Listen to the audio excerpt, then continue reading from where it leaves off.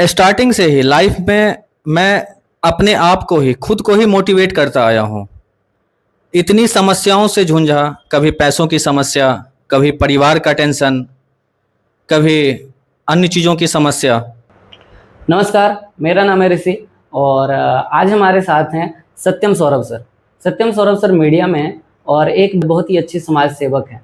तो आज हम सत्यम सर से बात करेंगे और जानने की कोशिश करेंगे कि उन्हें कैसे प्रेरणा मिली समाज सेवक बनने की और मीडिया में क्यों आए, मीडिया में आने के बाद उन्हें किन किन चीज़ों के बारे में पता चला जो हम आम लोगों को नहीं पता होता है, वो क्या क्या चीज़ें हैं जो इन्हें पता है, जो इनकी एक्सपीरियंसेस हैं, वो सारी चीज़ शेयर करेंगे। तो सत्यम सर, स्वागत है आपका हमारे चैनल टॉक विद झा में।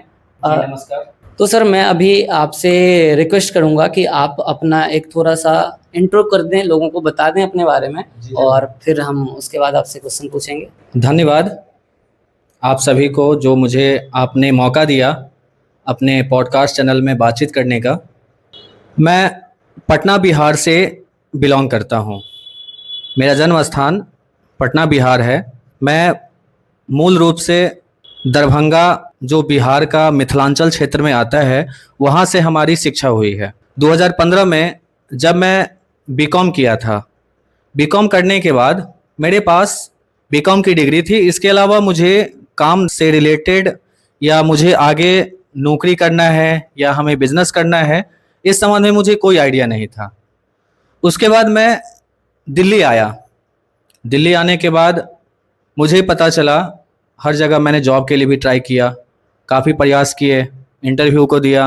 एक्चुअल में जब दिल्ली आकर के बहुत सारी समस्याओं का सामना किया, तब मुझे पता चला जो हमने जो अभी तक एजुकेशन लिया है वो हमारे लिए कोई काम का नहीं रहा। सिर्फ एक बैचलर डिग्री था, एक डिग्री था जिसके ज़रिए मुझे कहीं पे भी जॉब मिल जाता, जैसे छोटे फर्म में, या जो मुझे नॉलेज था जैसे मार्केटिंग का कुछ मैंने प्रैक्टिस करके सीखा था, तो मार्केटिंग वगैरह में आसानी से जॉब मिल जाता। एक्चुअल में मेरा लक्ष्य कुछ और ही था। मेरा लक्ष्य था व्यवसाय से संबंधित। अब इस व्यवसाय को करने के लिए काफ़ी सारे संसाधनों की आवश्यकता होती है, जो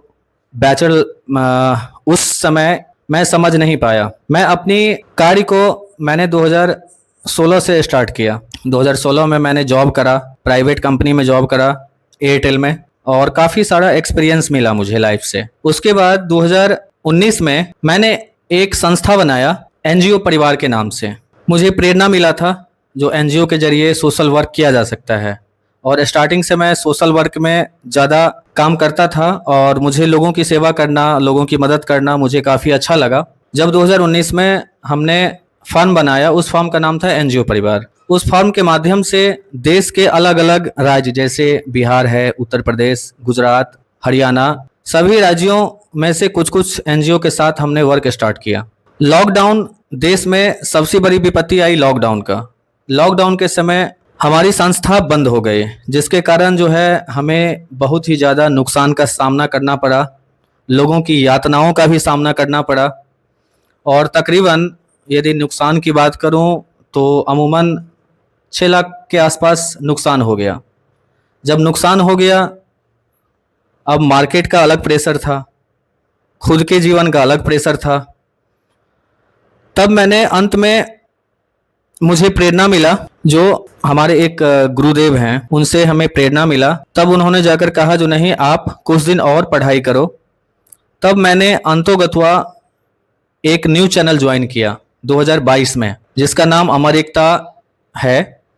तो सर ने बताया अपने बारे में हर चीज़ और मैं सर से जानना चाहूँगा कि सर, आप जो अभी न्यूज़ चैनल जहाँ पे आप अमर एकता में काम कर रहे हैं, तो वहाँ पे सर आपको कौन सा ऐसा चीज़ है जो आपको हमेशा मोटिवेट करता है काम करने के लिए? आप उस चीज़ के लिए कौन सा ऐसा चीज़ है जिसके लिए आप काम कर रहे हैं? आपका जैसे ये पैशन है या फिर आप मजबूरी में काम कर रहे हैं, या फिर क्या ऐसा चीज़ है जिसके वजह से आप अभी न्यूज़ चैनल यानी कि मीडिया के क्षेत्र में काम कर रहे हैं? जी, धन्यवाद झा जी। अब मैं अमर एकता से संबंधित मैं बताता हूँ। आपने जो क्वेश्चन किया है, स्टार्टिंग से ही लाइफ में मैं अपने आप को ही खुद को ही मोटिवेट करता आया हूँ। इतनी समस्याओं से जूझा, कभी पैसों की समस्या, कभी परिवार का टेंशन, कभी अन्य चीज़ों की समस्या। तो इन समस्याओं से जूझते हुए मैं इस मुकाम पे आया हूँ और अमर एकता से मुझे प्रेरणा मिलता है, एक विश्वास मिलता है, एक सही व्यक्तियों की टीम है जो मुझे सपोर्ट करती है और मेरे माता और पिताजी से मुझे हमेशा प्रेरणा मिलता है, मेरे परिवार वालों से प्रेरणा मिलता है, क्योंकि स्टार्टिंग से लक्ष्य था जो लाइफ में कुछ ऐसा काम करना है जिससे मेरे परिवार वाले भी खुश रहें, सगे संबंधी भी खुश रहें और समाज में एक कुछ नया हो। अमर एकता हिंदी राष्ट्रीय समाचार पत्र के माध्यम से लगभग मैंने 250 पत्रकारों का टीम अभी तक बना चुका हूं और ये सारे पत्रकार स्टूडेंट हैं, कुछ सीनियर सिटीजन्स भी हैं जो गैर सरकारी संगठन चला रहे हैं, यानी एनजीओ चला रहे हैं। उन एनजीओज को सपोर्ट सिस्टम देने के लिए, प्रचार प्रसार करने के लिए हम ये काम कर रहे हैं। अभी तक लगभग 200 एनजीओ को हमने निःशुल्क सर्विस दिया है। निःशुल्क सर्विस में अलग अलग तरीके का है कि किसी का विज्ञापन है पेपर में तो उनको जो है अपने न्यूज़ चैनल के ही खर्च से उनको सारी सुविधाएं दिया है ताकि वो अपने क्षेत्र में आगे बढ़ सके और समाज सेवा के कार्यों को अच्छे तरीके से आगे बढ़ा सके। धन्यवाद सर, इतना कुछ आप कर रहे हैं समाज के लिए। लोगों को आप निःशुल्क सेवाएं प्रोवाइड कर रहे हैं, जो एनजीओ है उनको सर्विसेज प्रोवाइड कर रहे हैं और बच्चों को एक सही मार्गदर्शन दिखा रहे हैं कि आप इस फील्ड में आओ, मास कम्युनिकेशन के फील्ड में आओ। अगर कोई ऐसा बच्चा है जो जॉब नहीं करना चाहता है, वो अपना फील्ड खुद से ज्वाइन करना चाहता है, सिलेक्ट करना चाहता है, तो उसमें आप उसकी हेल्प कर रहे हैं, ये बहुत बड़ी बात है सर।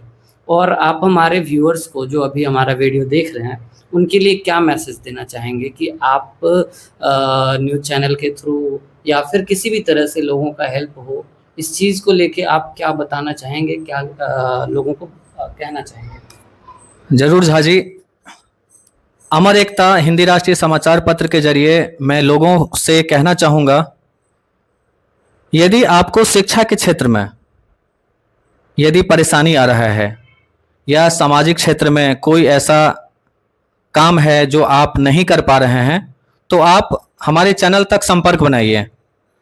हमारा उद्देश्य है पत्रकारिता से समाज सेवा, ये हमारा उद्देश्य के साथ साथ हमारा एक कैंपेन भी है जिसमें हम लोगों की समस्या को सुनते हैं और उन्हें सरकार के साथ मिलकर उनकी समस्याओं को दूर करने का प्रयास करते हैं।